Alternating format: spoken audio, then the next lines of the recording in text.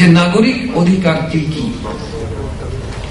শিক্ষা, স্বাস্থ্য, মৌলিক অধিকার যেগুলো, আহার, বাসস্থান, এই সবগুলোই, এবং মত প্রকাশের স্বাধীনতা ইত্যাদি, এগুলো আমরা কিভাবে নিশ্চিত করতে পারি? এগুলো নিশ্চিত করার জন্যই আমাদের এই ডিজিটাল বাংলাদেশ, অর্থাৎ জনগণের কাছে, জনগণের দোরগোড়ায় যত দ্রুত স্বল্পতম ব্যয়ে আমরা সেবা নিয়ে যেতে পারি। সেজন্যই আমরা যা কিছু করছি এখানে সবকিছু ওই উদ্দেশ্য নিয়ে। এটিকে করতে হলে আমরা এই যে এনপিআর এর যে ব্যবহারের কথা বলছি, আমি মনে করি এটি তার পূর্ব শর্ত। আমরা যদি জনগণ সম্পর্কে না জানি তাহলে কি সেবা দেব?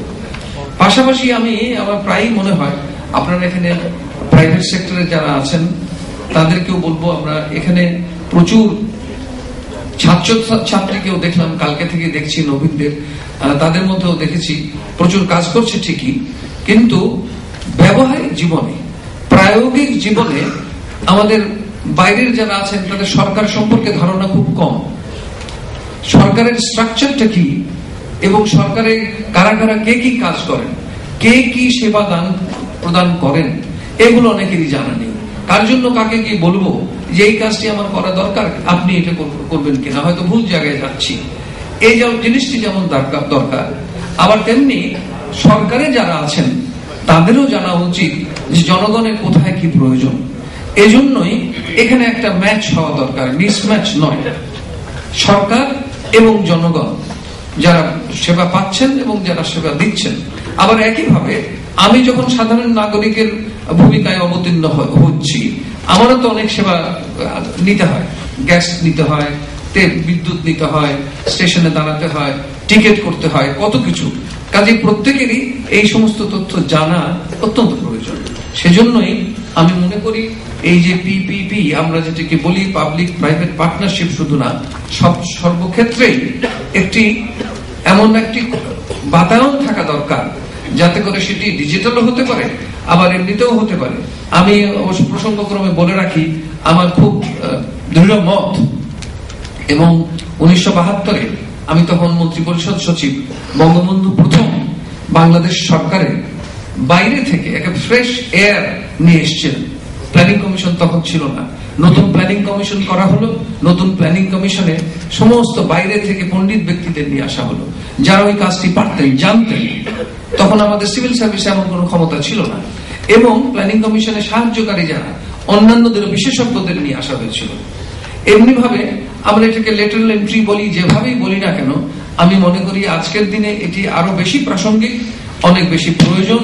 যে প্রাইভেট সেক্টরে এখানে অনেককেই আমি দেখছি, তাদের আইডেন্টিফাই করা যায়, তারা যদি এসে সরকারের মধ্যে থেকে সরকারকে আরো সমৃদ্ধ করেন, তাদের যে সেবা সেটিকে দিয়ে, এবং আমাদের সরকারি কর্মকাণ্ডে যারা জড়িত সরকারি তারাও যদি বাইরে গিয়ে কাজ করেন, আমি তো মনে করি আমাদের সচিবদের শুধু সচিবালয় নয়, তারা যদি গিয়ে বড় বড় কোম্পানিতে গিয়ে হতে পারেন, ম্যানেজিং ডিরেক্টর হতে পারেন, চেয়ারম্যান হতে পারেন, তাহলে তো বাইরের জ্ঞানটাও হবে।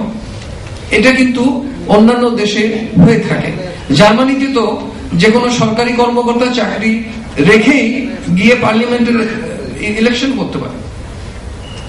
ইংল্যান্ডে আজকাল এখন এমন হয়েছে, নতুন গভর্নমেন্ট আসার পরে তারা টনি ব্লেয়ার থাকতে শুরু করেছিলেন যে বাইরে থেকে কন্ট্রাক্টে নিয়ে আসা সিভিল সার্ভিসে। তাহলে হয় কি, সরকার আরো সমৃদ্ধ হয়, ব্যবহারিক জীবনে আমরা অনেক বেশি সেবা দান করতে পারি। আর এখানে এই সবকিছুর মূলে বিষয়টা গিয়ে দাঁড়ায়, যেটি আমাদের ইউএনডিপি এবং জাতিসংঘের সবসময় বলে থাকেন, গুড গভর্নেন্স, সুশাসন। সুশাসনের এই পূর্ব শর্তই হলো আজকে নাগরিক অধিকারগুলো নিশ্চিত করা, তারা যাতে সেবাগুলো পান। আমি ওই দৃষ্টিতে দেখি। এখানে কয়েকটি জিনিস এসছে। আমাদের দেশের তো মূল সমস্যা দারিদ্র বিমোচন এবং সেখানে কর্মসংস্থানের বিষয়গুলো এসে যাবে। এক্ষেত্রেও কিন্তু এই এনপিআর এর একটি আমি বিশাল দায়িত্ব দেখতে পাচ্ছি, এখান থেকে আমরা পেতে পারি। আবার দু একজনের আলোচনায় মনে হয়েছে যে আমাদের দুটো বিষয় আছে, সাংঘর্ষিক মনে হতে পারে আপাত দৃষ্টিতে, যেমন রাইট টু ইনফরমেশন, তথ্য পাওয়ার অধিকার। এখন তথ্য কোন পর্যন্ত পাবো, কতখানি আমি দিতে পারি, তার সঙ্গে আবার প্রাইভেসির ব্যাপারও আছে, রাইট টু প্রাইভেসি দুটোই আছে। এটা দুটোই কিন্তু আমাদের আইনে সংরক্ষিত। সেক্ষেত্রে দেখতে হবে যে কোনো সাংঘর্ষিক হচ্ছে কিনা।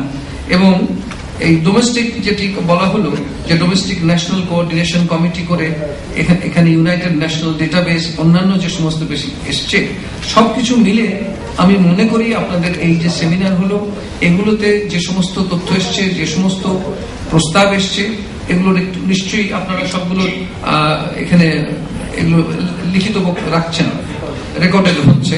এগুলো নিয়ে পরে বসে এগুলো থেকে যাচাই বাছাই করে কি কি মূল নির্যাস কি এলো সেগুলো তৈরি করুন। তারপর একটি সালামের মতো করে দরকার হলে মাননীয় প্রধানমন্ত্রীর কাছে অথবা ইভেন প্রয়োজন হলে আমরা মন্ত্রী পরিষদেও নিয়ে যেতে পারি। গিয়ে এগুলো যদি আইন দরকার হয় আইন করা হোক, কিংবা বিধিমালা প্রয়োজন হয় তা করা হোক, কিন্তু সকলকে একসঙ্গে নিয়ে এসে সামগ্রিকভাবে সমন্বিতভাবে ওই এনপিআর এর কাজটি যেন আমরা সুসম্পন্ন করতে পারি। এই প্রসঙ্গে আমি বেসিসকে বিশেষ করে ধন্যবাদ দিচ্ছি, কৃতজ্ঞতাও জানাচ্ছি। কালকে আমি নিজেই এখানে যে ছোট ছোট ছেলে মেয়েদের, একজন তো দেখলাম এসএসসি পরীক্ষার্থী, তার যে আবিষ্কার, এই যে নতুন নতুন উদ্ভাবন, এগুলো দেখে আমি অবাক হয়ে গেছি।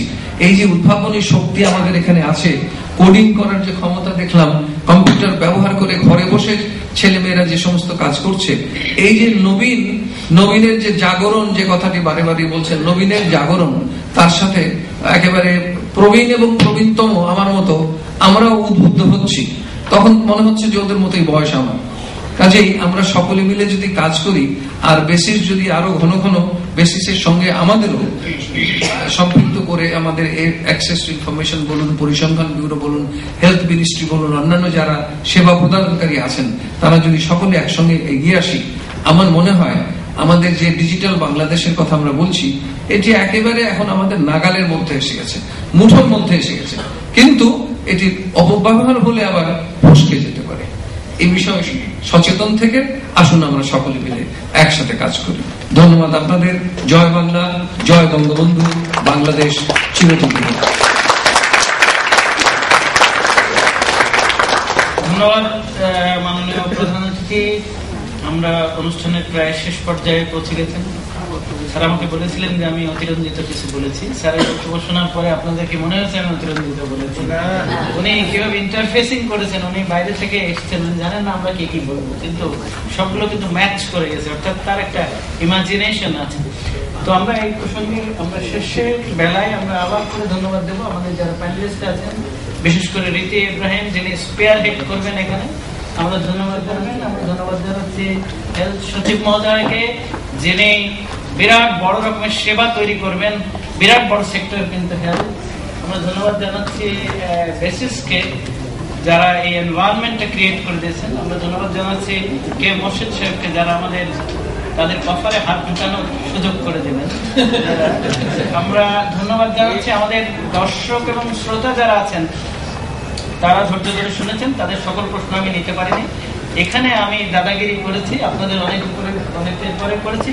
সময়টা একটু এফিশিয়েন্টলি ইউজ করার জন্য আশা করি সেটা ভালোভাবে, পজিটিভলি, ইতিবাচকভাবে আপনারা নেবেন।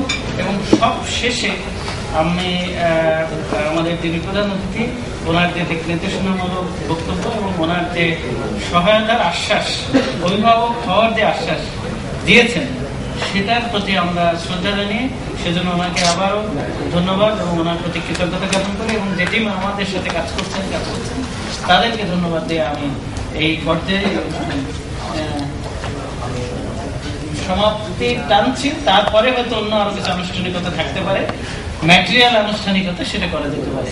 সকলকে অসংখ্য অসংখ্য ধন্যবাদ।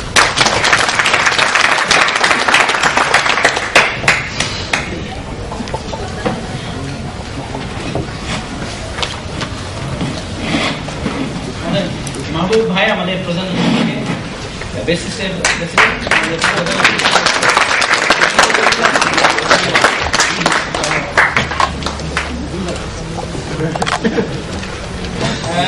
ধন্যবাদ। মাহবুব ভাই আমাদের একদম দিচ্ছেন আমাদের স্বাস্থ্য সচিব মহোদয়কে। এরপর ইলেকশন কমিশন সচিব মহোদয়কে, এরপর আমাদের সচিব পরিসংখ্যান বিভাগ,